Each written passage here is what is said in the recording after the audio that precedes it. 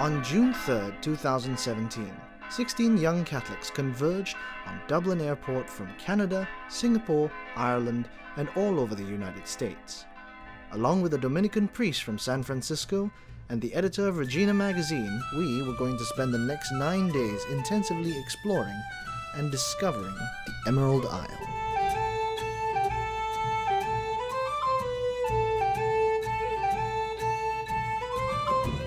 We began at the Cistercians' first and most important abbey in Ireland. After the dissolution of the monasteries by King Henry VIII, Mellifont Abbey was demolished and sold.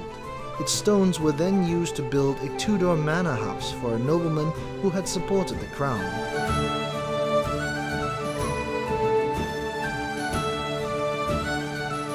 St. Oliver Plunkett was the last martyr of the English Reformation. On July 1st, 1681, Archbishop Plunkett was hanged, drawn and quartered at Tyburn, age 55. His head and relics are venerated in this church.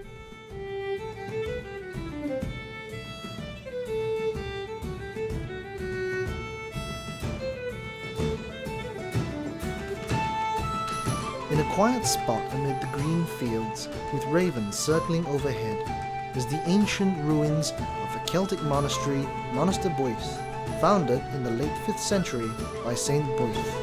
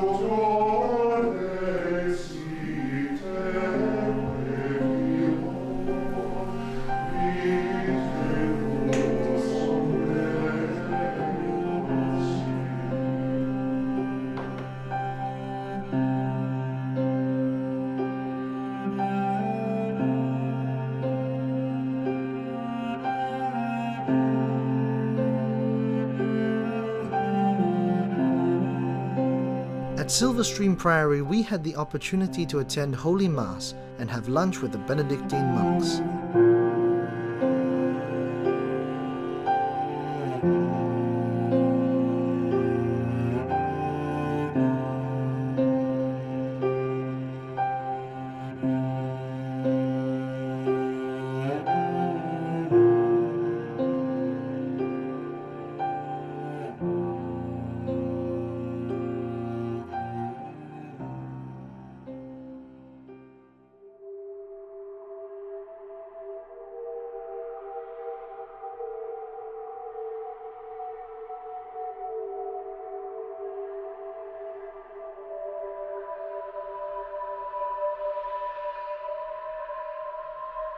Mass was once again heard in the ancient ruins of Murrisk Abbey, and then following Father James Moore, we climbed up to the misty peaks of St. Patrick's Mountain.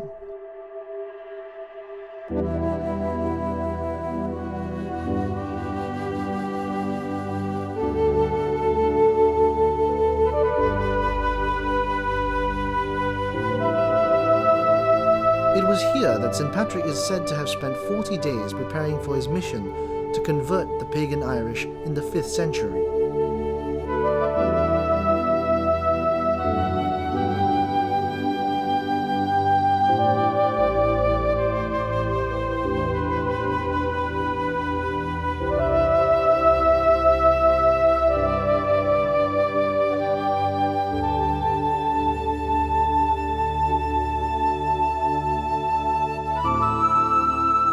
later, we visited the Coffin Ship Memorial, where we prayed a rosary for the millions who starved and died and were driven from their homes during the Great Famine. This was a terrible loss in Ireland, one from which its population and people have never truly recovered.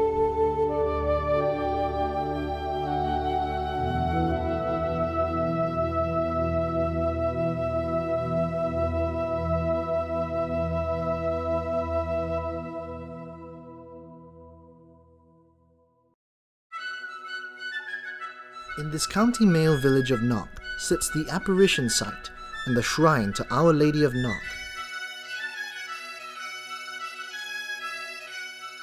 She appeared in 1897 alongside St. Joseph, St. John the Evangelist, and an apparition of the Lord himself, the Lamb of God.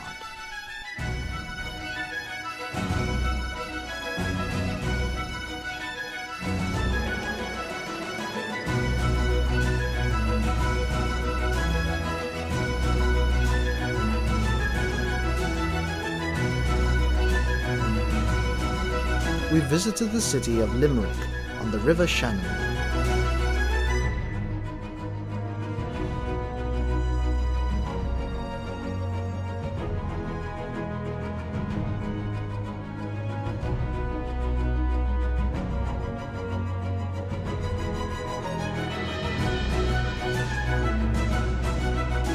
There, the young priests of the Institute of Christ the King have been restoring an abandoned Jesuit church.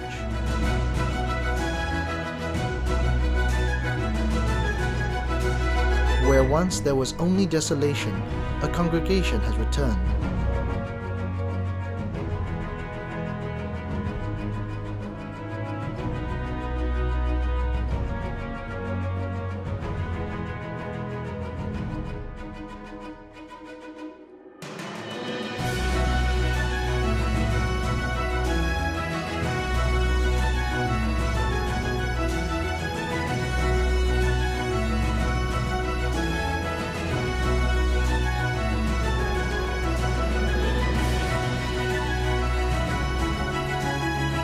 After Mass, we were given a warm welcome and an insider's tour of the church.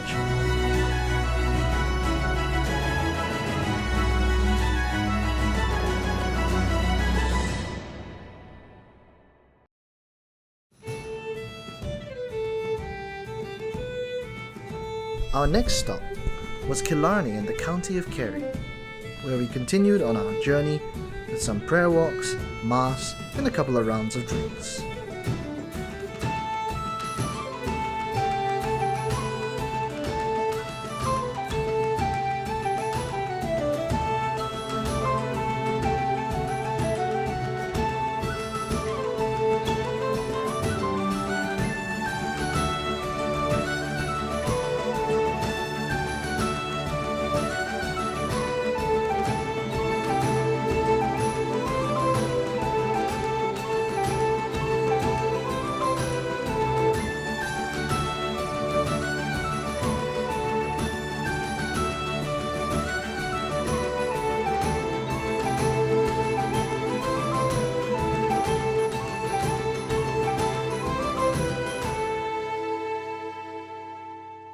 The Muckross Abbey friars were persecuted and the abbey destroyed by Oliver Cromwell during the Great Persecution.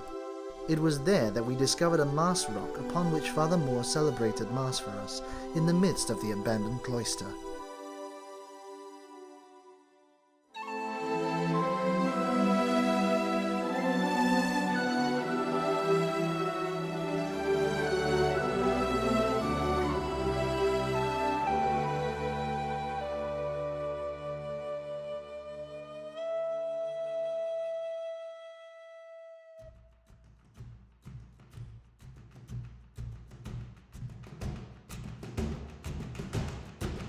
On the journey around the Ring of Kerry, we dropped by the woolen mills run by the Iati family, who welcomed us warmly to their traditional workshop, where they showed us how Irish wool is spun, dyed and woven, as it has been done for centuries.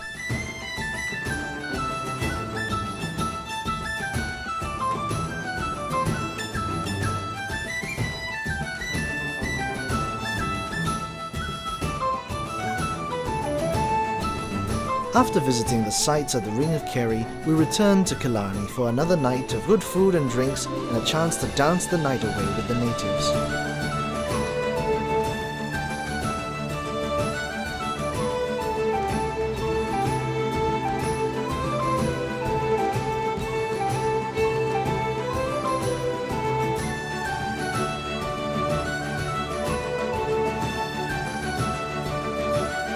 Dancing with the Irish requires a lot of stamina, but don't take my word for it, it's something that has to truly be experienced.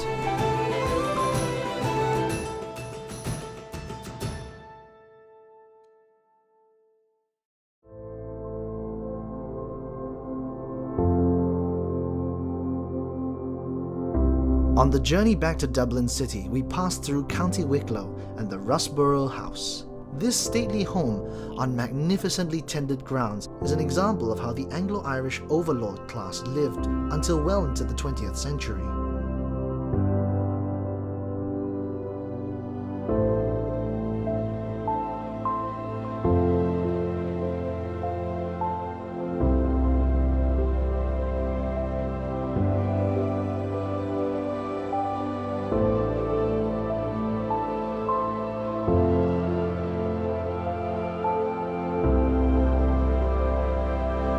To round off our trip in Dublin, we dropped by the iconic Trinity College.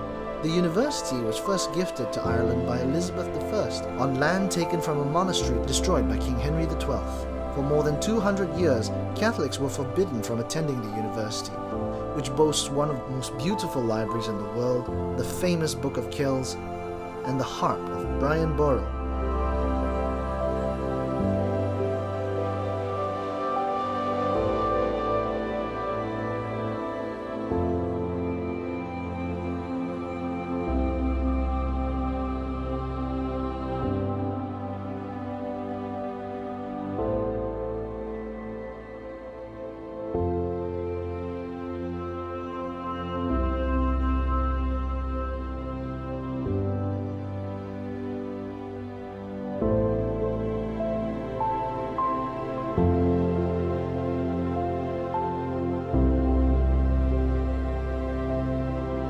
Rounding off the last night, we had dinner and a talk on the history of the region with Michael Durnham.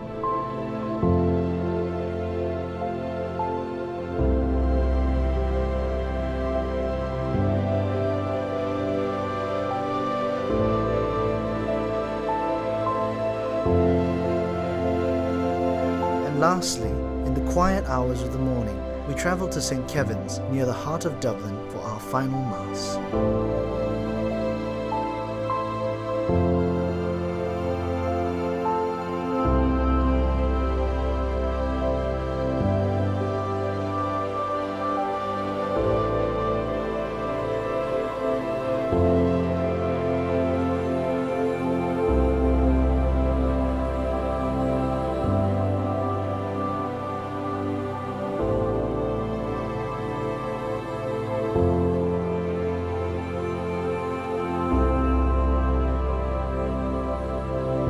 Before reluctantly taking our leave of fair Ireland and one another.